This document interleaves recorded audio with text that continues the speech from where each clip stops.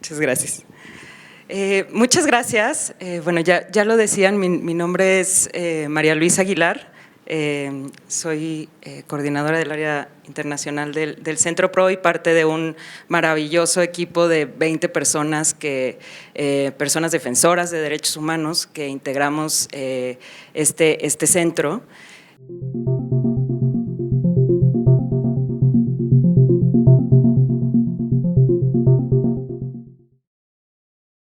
El día de hoy me pidieron conversar un poco sobre quiénes somos esas personas defensoras. En el PRO venimos de distintos contextos, de distintas disciplinas y acompañamos todos los días a personas que llegan a nuestras oficinas con sus dolencias, sus temores, su dolor. Y creo que es importante recordar estas historias,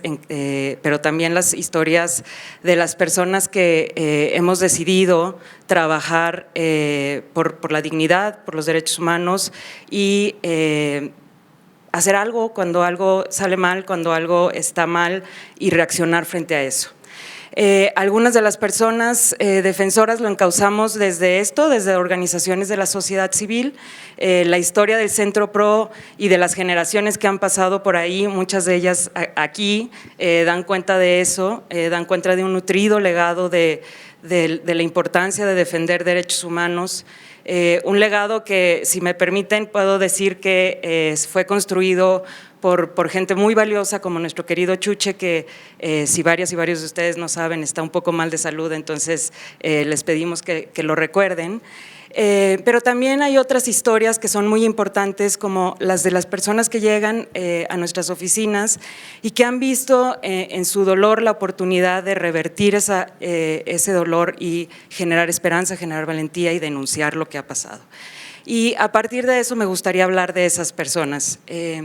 Pienso en Rodolfo Montiel y en Teodoro Cabrera, quienes fueron criminalizados por defender los bosques, quienes alzaron la voz en contra del ejército y cuyos patrones de criminalización vimos después repetidos en casos como el de Ildefonso Zamora y su familia, pero también de muchos otros defensores del territorio. Pienso en Italia Méndez, una de las sobrevivientes de tortura sexual en Atenco, quien junto con otras mujeres han decidido levantar la voz y han decidido acompañar a otras mujeres que están en situaciones similares y cuya voz tan fuerte nos permite incluso en el Centro PRO seguir documentando algunas de estas situaciones y poder ayudar a causas concretas como la de Yuli, que está privada de su libertad, y Keren, quien está en Tlaxcala también privada de su libertad. Pienso en Alicia de los Ríos, cuya vida ha sido marcada totalmente por la desaparición forzada de su madre, pero que ha logrado en estas 4 décadas coordinar, hablar, exigir justicia, verdad, memoria con muchas otras víctimas. Pienso en Javier Campos y en Joaquín Mora, el Gallo y Morita, 2 jesuitas que fueron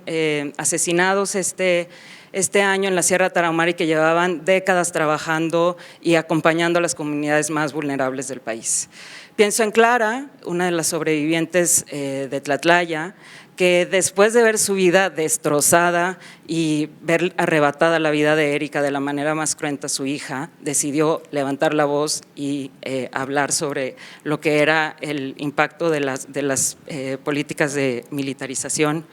Pienso en doña Cris, en doña Hilda, en doña Mari, que